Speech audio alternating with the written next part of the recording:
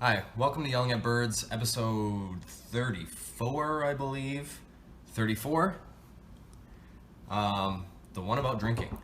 So, as I'm getting some interviews lined up for kind of the next phase of this whole thing, I felt like it would be fair to, again, kind of share a little bit about myself.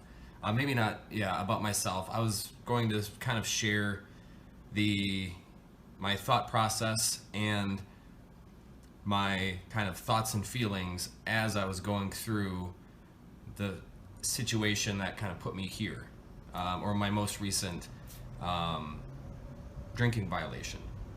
It was also um, it was kind of inspired by the fact that last week I, heard the sirens outside. I live downtown.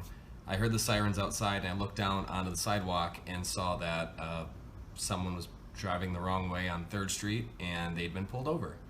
And then they were going through field sobriety testing, and just by watching one of the tests happen, they're getting arrested for drunk driving. And I know that it's something that's a little more common in our states, Minnesota, Wisconsin. It's a little more common, but it shouldn't be normal. It's not a normal thing. And going through, just understanding the thought process of somebody going through that process, doesn't mean you need to forgive the decision, or forgive kind of them putting themselves and others at risk.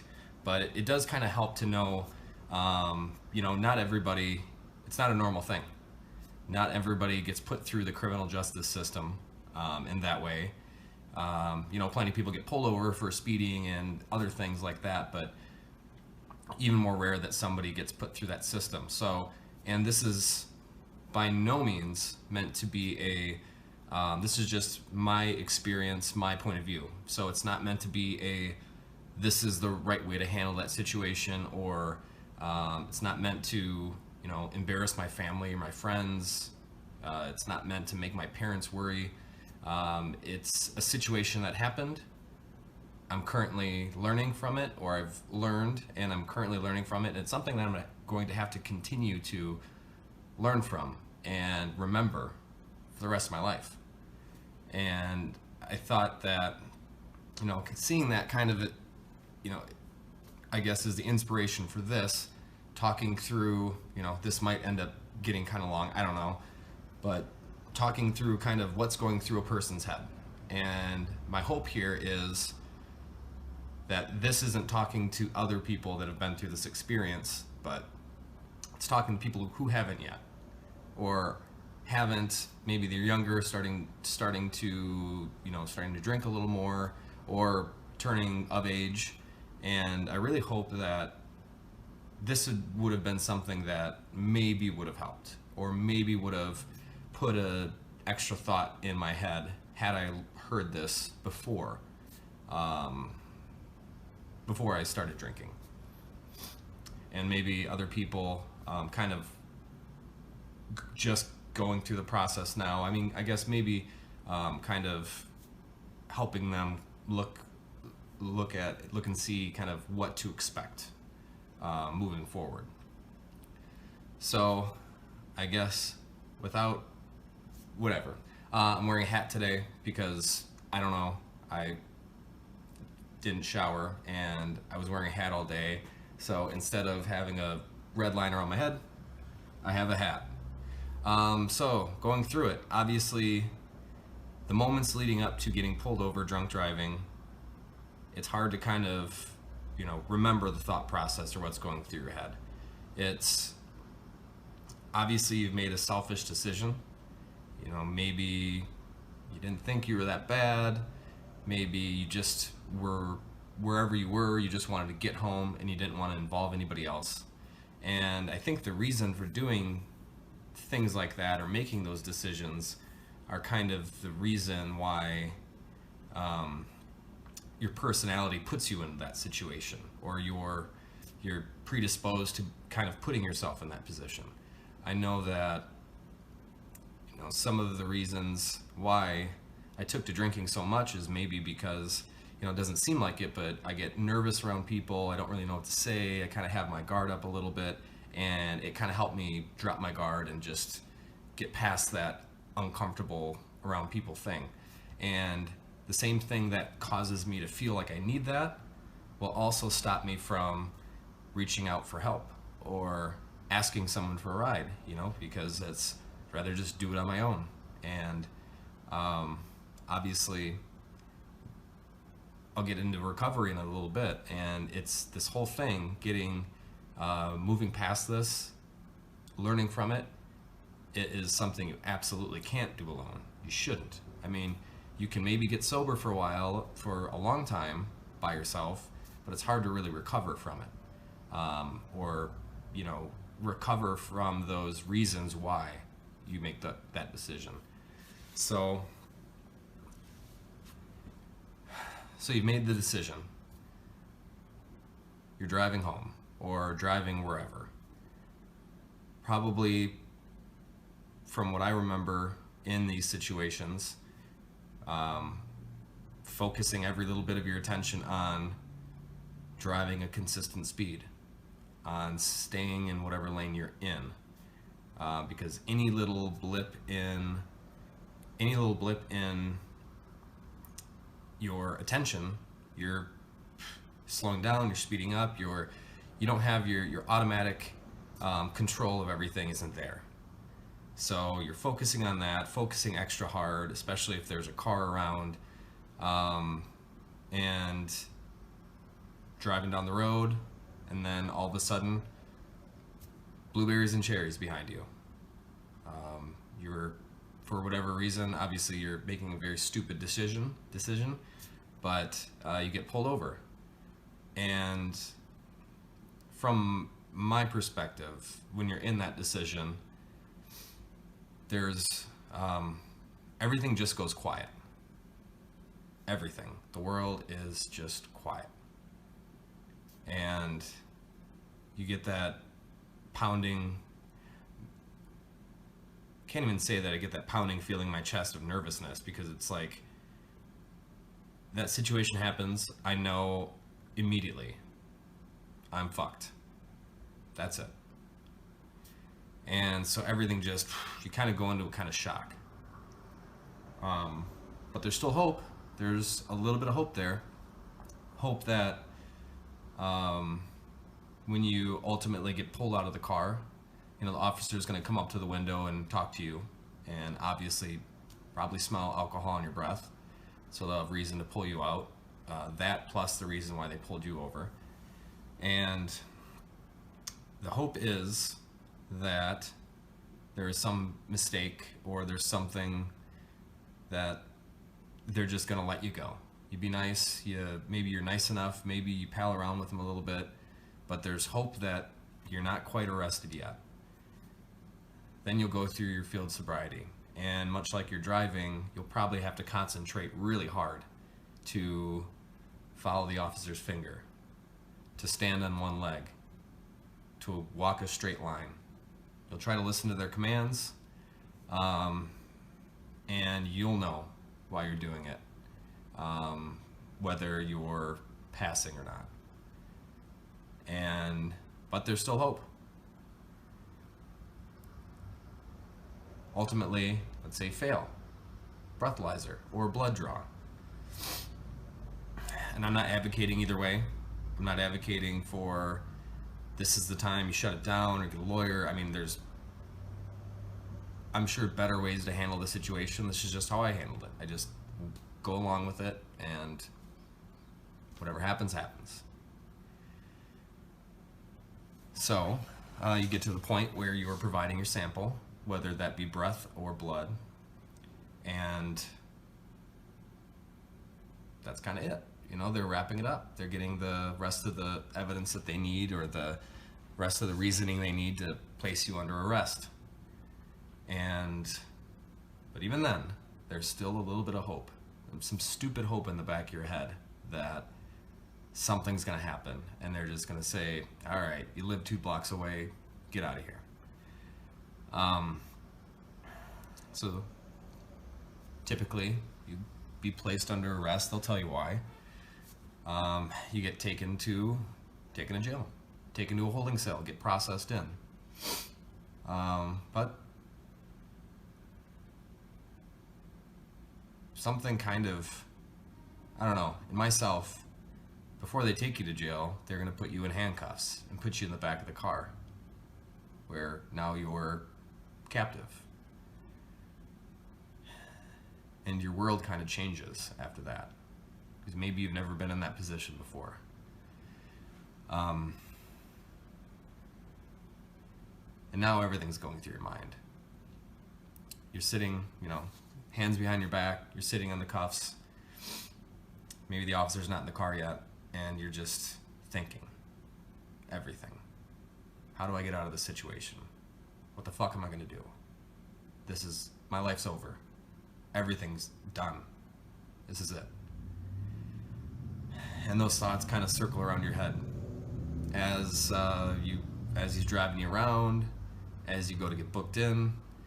For me, it's kind of layer after layer of hope is draining away, and everything gets a little more quiet.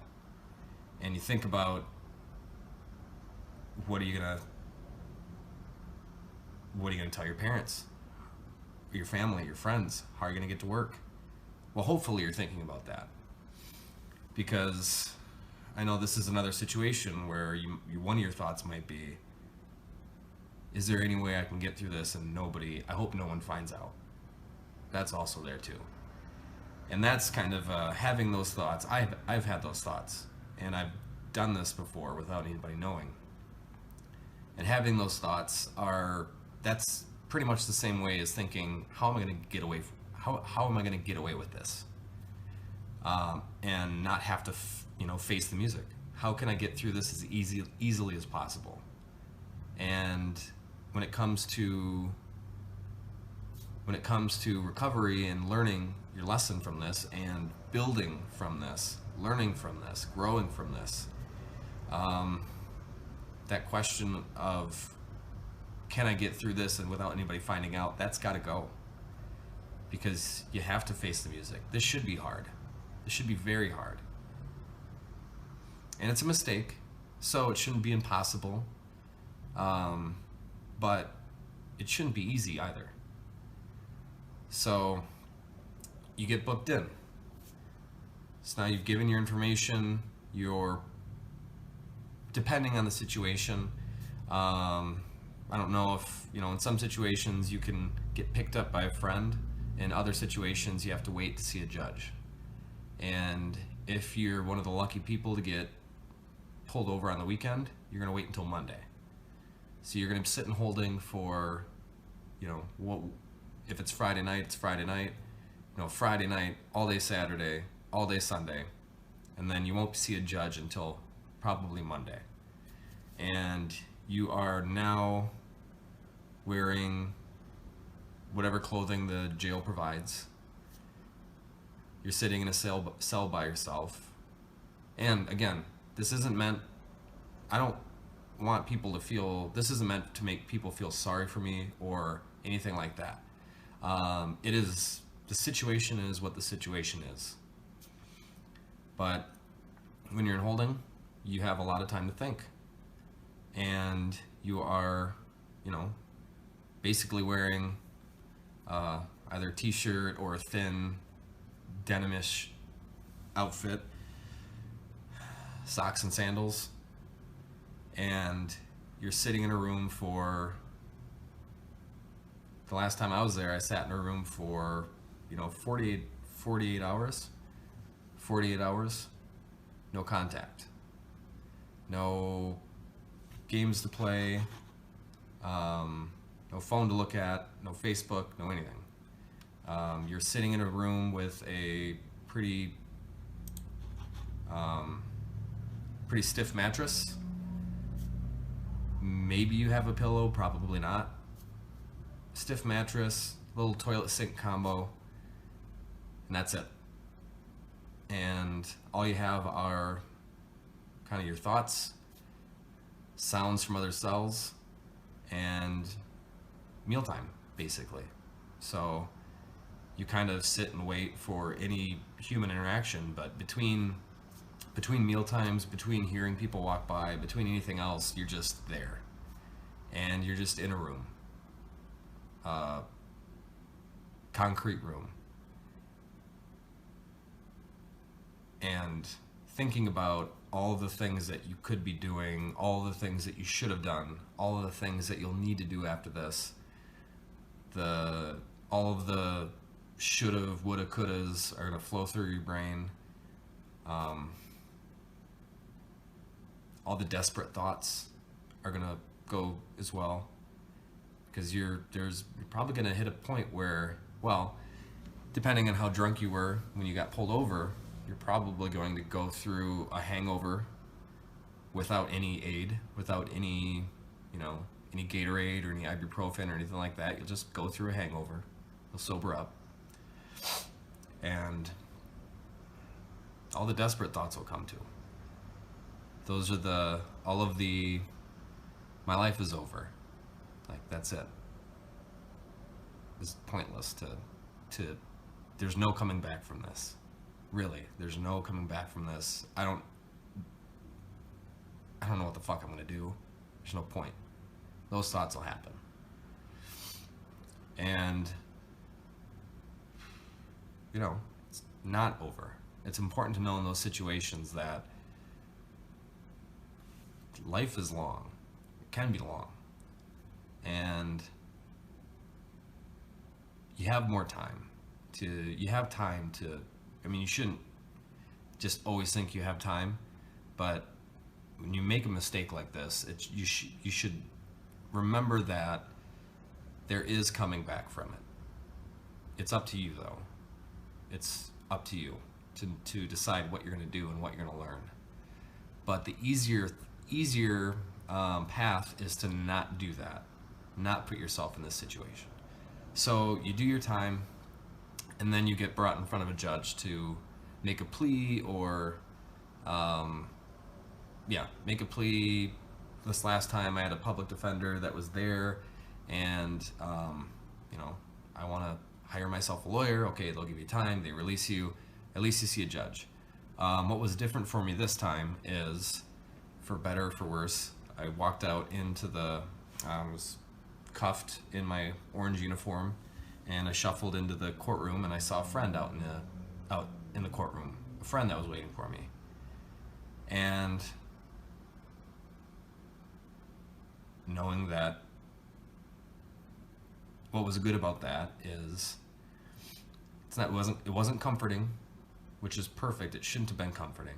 It was, I'm not the only person affected by this. It was, even though you should know that, there's a lot of selfishness that goes into making that decision. And even more so, if you have the opportunity to go through it and not tell anybody, that selfishness is just going to stay there. It's going to keep going. And it's going to leak. It's going to continue with any other decision you make. So, seeing the friend in the courtroom was like a slap. It slapped that selfishness right out of my hand, because it was, it wasn't someone cares, because I knew that. I knew they cared. I know my family cares and my friends care, but it was, I can't just hide this. He's right there. So you do that, you get released, and throughout this whole thing, there's a certain amount of, there's a lot of shame building. There's a certain amount of shame, which is normal, and there should be, because it was a very dumb decision. A decision you weren't necessarily making with a clear head, but one decision led to another, led to another, led to another, led to this. And now you've pled, you go back to your life for a little bit until you have your court appearance again, until booking.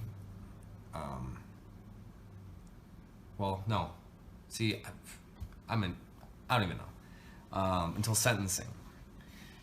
So, but that first day when you're out, holy shit. You can do anything, go anywhere. It's amazing. After being in a concrete room for 48 hours, Jesus, you kind of really you should appreciate it anyway, but you even more so appreciate not being locked in a room. So you go through that, and then it's the tough conversations with friends and family before sentencing. You catch up with everybody. There's a lot of worry. There should be. People that love you are going to tell you they're worried about you. I hope they tell you that. The thought shouldn't be, well, I was just unlucky. I was doing everything right, and no.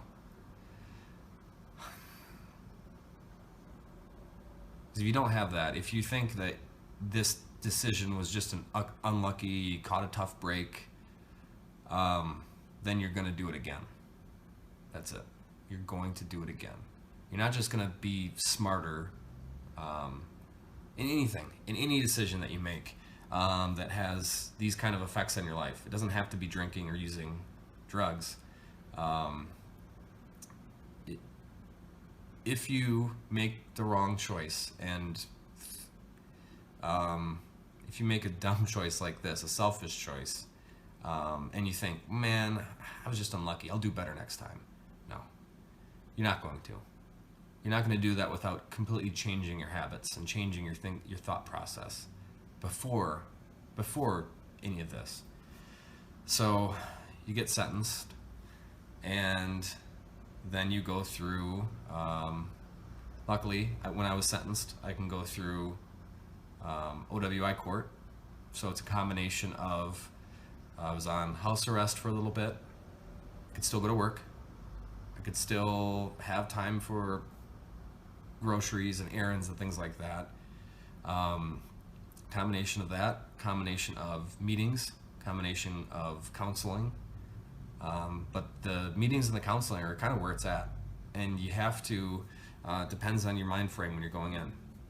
I know I've done it before, and my mind frame, the first meeting I went to was an AA meeting, and my mind frame going in was, holy shit, I'm not like any of these people. Like, I didn't feel like I deserved to be there. That's crazy. I didn't feel like I deserved to be there because I didn't feel like alcohol had ruined my life enough. Certainly not to the extent of like that guy or that guy or that guy. And that's just a crazy way to think, because that's not a mind frame that is conducive to recovery and improving and getting better. When you think that I don't deserve to be here, that's kind of saying that the only way to improve on that or get better or grow is to damage your life so completely that it seems irreparable to someone else. But this time, the meetings and counseling were incredible, because I made it a point to consistently go, get something from the meetings, give at the meetings and in counseling. Made the choice to make connections, learn names, go early, stay a little later. And also, through the whole process, friends are involved, family's involved. I decided to do this from that decision. And now, the point of this whole thing, this podcast, it's not always going to be 100% recovery centered. But I think it's so broad reaching, because I don't have to be talking about drugs or alcohol to be talking about something that relates to maybe what you're going through at any given point.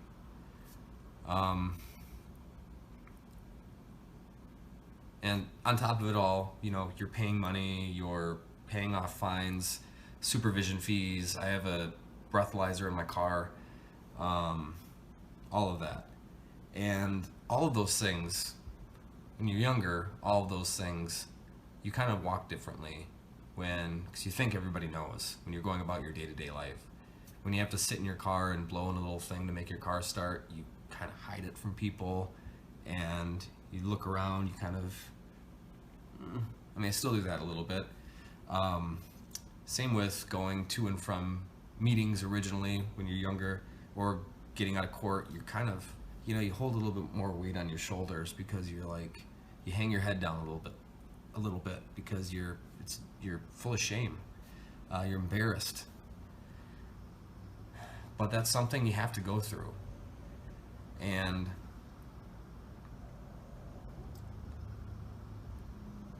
I think looking back on it, on the situation, or whenever I've been in a situation like this, the two key things that stick out in my mind are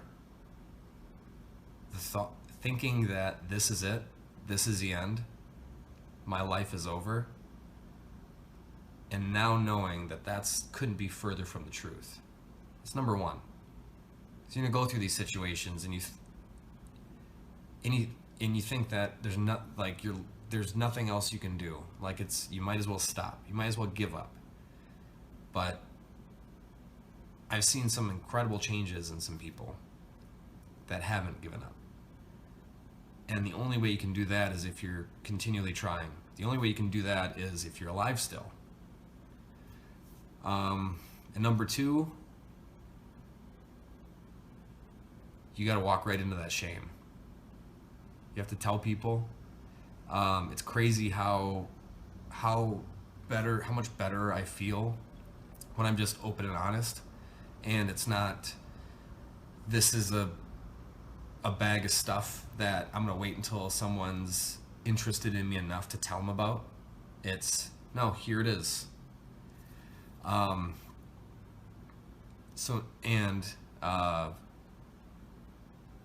feel like my communication with my friends and family is better, because if I can tell them about this, if I can be honest about this, I can be honest about fucking anything. And how good does it constantly feel to be real with people, to be speaking from a place of honesty, to not have this whole skeleton full of closets.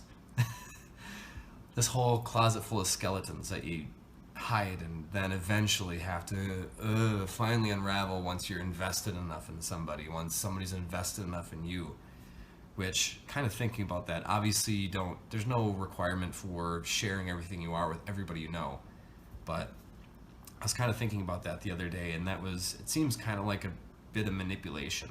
If you're holding some of these huge things about your life back until you kind of feel comfortable enough to talk to somebody about, or talk to this person about it. And typically that's going to be when you almost feel like they're invested enough in you to not give up on you when you tell them this. But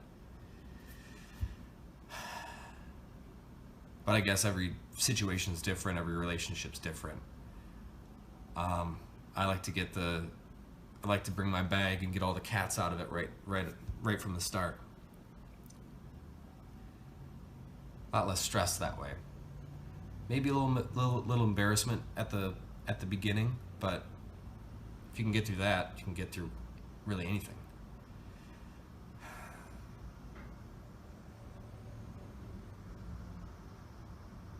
So I thought I was going to communicate more, but that was kind of about it. Again, I'm not trying to make light of the decision or make it seem like it's easier than it is. This is certainly something that I wish I would have known or really fully taken to heart when I was younger. But it's a lot easier just to not do it. Now, I say that now.